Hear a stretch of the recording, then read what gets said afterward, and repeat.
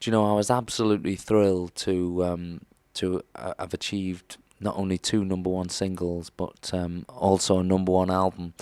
But actually, it's not particularly down to me. I think it's down to those lovely fans out there who've been out and obviously purchased the records in the shops.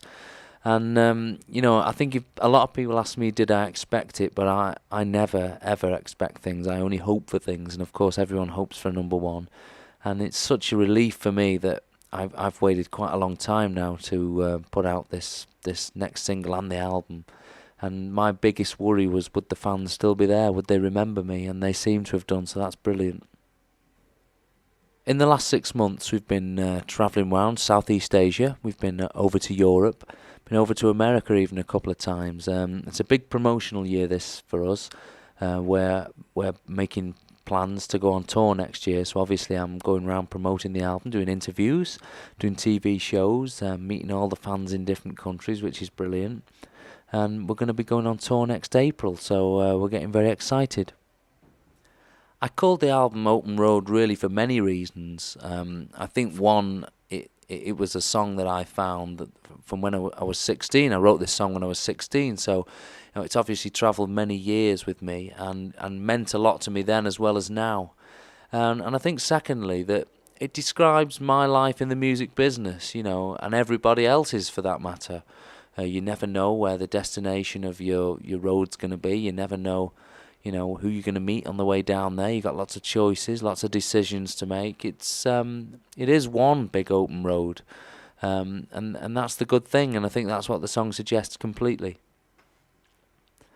My new single, "So Help Me Girl," is probably one of my favourites on the album. It was because of this record that I got my chance to work with a producer called David Foster, which I thoroughly enjoyed the whole session. He's somebody I've been watching throughout his career, and I've enjoyed, and I've often listened to many of his records and think, oh God, I'd love him to produce me. So it was a dream come true for me, and the start, I hope, of a great relationship. And I think he's done a great job of the single, and I think he's made me sing exceptionally well. And thank the Lord for that. The type of music I'm listening to at the moment is it's got quite an American influence. Records like Tony Braxton and the Tony Rich Project, and all types of stuff really. Because I even love the Nuyorican Soul album. So a whole variety of things. When you've come from a hugely successful group that had actually been together for such a long time, like Take That, you feel many things when you actually depart that situation. I think one is a sense of loneliness, and I think when you have the security of four other people completely stripped from all around you, you're bound to feel vulnerable. And I think that's why it was so important for me to take that year to make my album, for me to become comfortable again with being a solo artist. And I think when you're comfortable, you're confident, and that's how I feel right now. Of course, I'm still friends with all the guys as well. I see them all the time. I've been thoroughly enjoying watching Robbie and Mark's career up to now. It's always good to keep an eye on each other. Who'd have guessed 5 years ago that we'd have all ended up doing successful solo projects. I think it's brilliant. People say all the time that I've changed my image a lot since I was in the group, but to me, I've just grown a little bit older. Okay, I haven't got spiky blonde hair anymore, but I don't think that's such a bad thing. To me, I'm much more confident about the way I look now. I've lost a little bit of weight. I do, do a few hours in the gym now and again, and I think the reason you do all that is to make yourself feel better, and I feel much better, and I think that definitely translates to other people. The sort of clothes I wear now probably has a lot to do with why people think I've changed my image.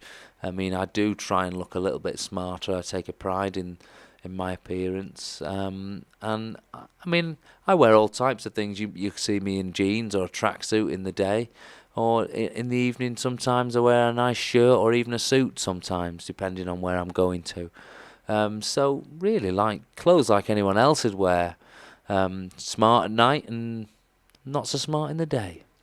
Now, everybody says that they saw me in some Robin suit or something at Elton John's party. Now, this is totally false, everybody. Don't believe what you read or see. It's just rubbish. I mean, I just wouldn't dress up in such a ridiculous outfit like that. All I can say is that that was definitely Howard as Batman. Even though I wasn't at Elton John's party, I mean, apparently it was very good. Apparently the champagne was flowing. There was celebrities everywhere. There was also even the EastEnders cast, so that was marvellous. But I believe it was a good night, and if I would have been there, then I would have enjoyed it too. It was quite a strange event for me to go to Elton John's party, even though I didn't go, of course, because I don't usually go those sort of things. I think it's only because of my relationship with Elton for the last 5 years that I agreed to go to something like that. I tend to stay out of the limelight if I can help it. I mean, I'm in it enough anyway, being on TV all the time. But no, I generally avoid do's like that. I still have lots of hobbies, even though I'm busy all the time. I mean, I'm a great music fanatic, so I collect CDs all the time. I'm also fascinated by geography at the moment. I love travelling around the world. I find that I'm noticing a lot more things than I used to notice when I used to travel around with the band, probably because we were more interested in entertaining each other than looking around at exactly where we were. But, I've got a real fascination for that now. I love finding out about other countries. Of course, I still buy all my antiques all the time. And I think this is at the point of the interview where everybody starts falling to sleep. So I'm going to stop my answer right there. I've still got my 2 dogs at home, Jim and Jess. They're doing very well, although Jim's getting slightly old now. I think I'm going to have to get him one of those trolleys that go behind him on his back legs so he can pull himself along. And they're all the pets I can sort of put up with at the moment. I think they're quite demanding at the best of times, but actually I think when I live at home for a bit longer, I'm probably going to get a litter of golden retrievers because I really fancy a lot of dogs.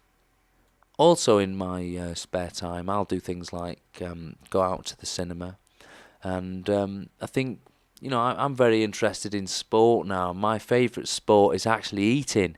I think it's a fabulous way to keep fit. I love to go out to restaurants most nights because I love trying new food. You'll very rarely see me in the same restaurant because I love trying different ones. And of course, London's a great place for eating, as well as the old lady's house. My mother, she does a fine Sunday roast, so I like going round there as well.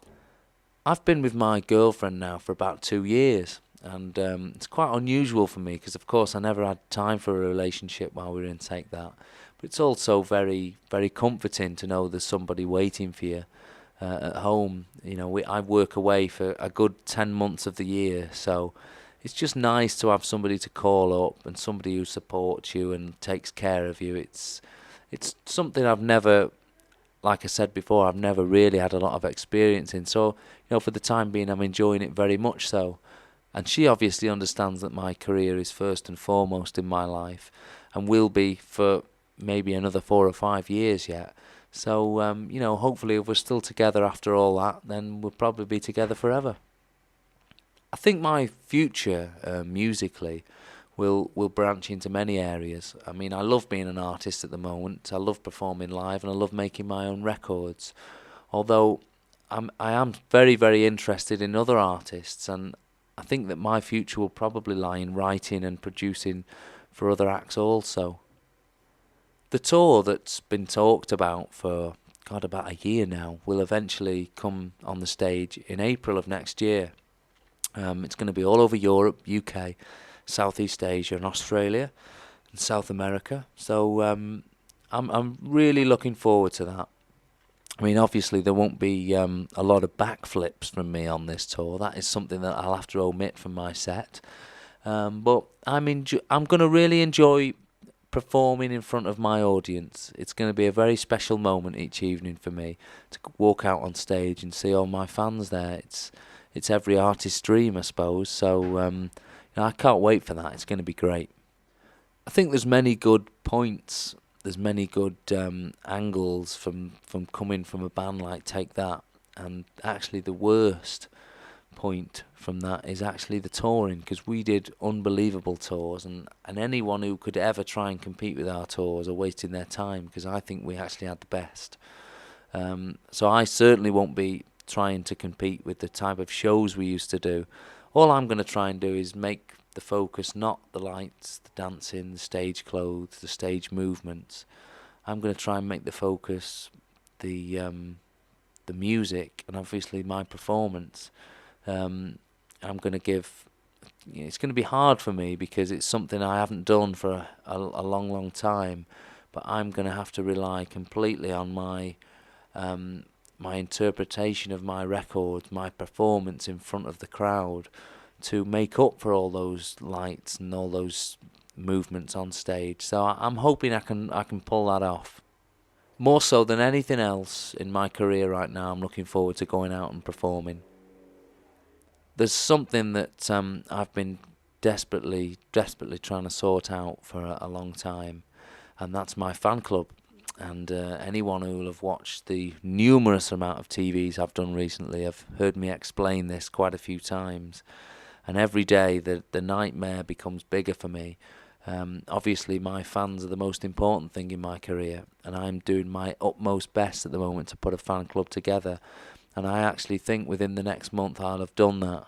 So there will be a new Gary Barlow fan club, and hopefully I can, keep everybody happy again. I have to apologise about that, but I'll try and rectify the problem. See you all soon.